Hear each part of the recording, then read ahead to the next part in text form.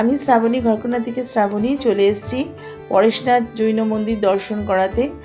তো আমি প্রথমে এসেছিলাম মেট্রোয় করে শ্যামবাজার থেকে আমি বাসে করে মানিকতলা গৌরীবাড়ি স্টপেজে নেমে তারপরে আমি পরেশনাথ মন্দির দর্শন করতে গিয়েছিলাম। তো তোমরা এইভাবে আসতে পারো। আর এই পরেশনাথ মন্দির দর্শন করতে গেলে তোমরা এর পাশাপাশি আরও 3-4টে মন্দির দর্শন করতে পারবে, কারণ এই যে মন্দিরের প্রবেশদ্বার পরেশনাথ মন্দির, এই মন্দিরের যিনি প্রতিষ্ঠাতা তিনি হলেন শেঠ বদ্রীদাস বাহাদুর মহাশয়। মন্দিরের প্রবেশদ্বারে ঢোকা থেকেই তোমরা দেখতে পাবে যে বিভিন্ন চিত্রকলা আঁকা রয়েছে দেয়ালের গায়ে, অনেক লেখা, অনেক ছবি আঁকা, যেগুলো মানুষের মন কেড়ে নেয়। তো এই মন্দিরটি প্রথম। এরপরে আরও 2টো মন্দির এবং এই মন্দিরের ডান দিকে আর একটা মন্দির আছে, যেগুলো আমি তোমাদের পরে দেখাবো। মন্দির খোলা হয় সকালবেলা এবং বন্ধ হয় দুপুর 12টা, আবার 3টের সময় খোলা হয়, ঠিক 3টের সময় খোলা হয়, আবার সন্ধ্যে 7:30টায় বন্ধ হয়। এই মন্দিরে প্রবেশ করলেই তোমাদের মন্দিরের যে একটা অপূর্ব দৃশ্য তোমাদের চোখে পড়বে, কারণ এই মন্দির যে তৈরি হয়েছে, মন্দিরের যে কারুকার্যগুলো সাদা মার্বেল, গ্লাস কাঁচ আর বিভিন্ন অমূল্য পাথর দিয়ে তৈরি।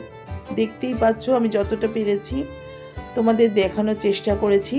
এবং একটা সুন্দর বাগান, এত সুন্দর একটা বাগান যেখানে বসার জায়গা মার্বেল পাথর দিয়ে করা রয়েছে, তোমরা বসতে পারো, চারপাশটা ঘুরে দেখতে পারো। মন্দিরের এখন কাজ চলছে, তো তোমরা আসো, দর্শন করো।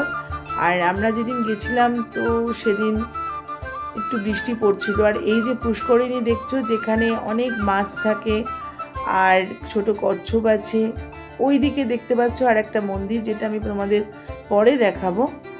তো এই মন্দিরে আমরা যেদিন গেছিলাম তো দেখতেই পাচ্ছ বৃষ্টি পড়ছে, তো সেই পরিবেশটা যেন একটা অপূর্ব, মানে মন্দির আর যে আবহাওয়া দুটো মিলেমিশে এক হয়ে গেছে। মন্দিরের বাইরে থেকে যতটা সম্ভব দেখানোর চেষ্টা করেছি আমি। মন্দিরের ভেতরে তো ফটোগ্রাফি বা ভিডিও করা অ্যালাউ নয়, তবে তোমরা নিজেরা যদি আসো একবার নিজেদের চোখে দেখে যাও যে মন্দিরের কি অপূর্ব কারুকার্য, যেটা মনে হয় চোখে না দেখলে বোঝানো যায় না। তবে এখানে মন্দিরের একদম যে ওনাদের যে আরাধ্য দেবতা, তার কাছে যেতে পারে না, যে একমাত্র যারা জৈন আছে তারাই যেতে পারে, বাদ বাকি কেউ কিন্তু আরাধ্য দেবতার কাছে যেতে পারে না, দূর থেকেই দর্শন করতে হয়। সেটা আমরা জানতাম না, তো আমরা সেটা জানলাম, তাই তোমাদের জানালাম। তো এইখানে যে এই মন্দিরের এই যে প্রতিষ্ঠাতা শেঠ বদ্রীদাস বাহাদুর মহাশয়, ইনি এই মন্দিরটাকে এত অপূর্ব করে তৈরি করেছিলেন যাতে দূর দূর থেকে মানুষরা আসে মন্দির দর্শন করতে পারে। তো আমি চেষ্টা করেছিলাম। আর এই মন্দিরটি উনি প্রতিষ্ঠা করেছিলেন 1867 সালে। এর পাশে এই যে মন্দিরটি, আর একটি মন্দিরে আমি চলে এসেছি। এই মন্দিরে, এটাও জৈন মন্দির, এবং এই মন্দিরে সেদিন একটা অনুষ্ঠান হচ্ছিল, তো সেই জন্য আমি হয়তো পুরোটা ঘুরে তোমাদের দেখাতে পাচ্ছি না।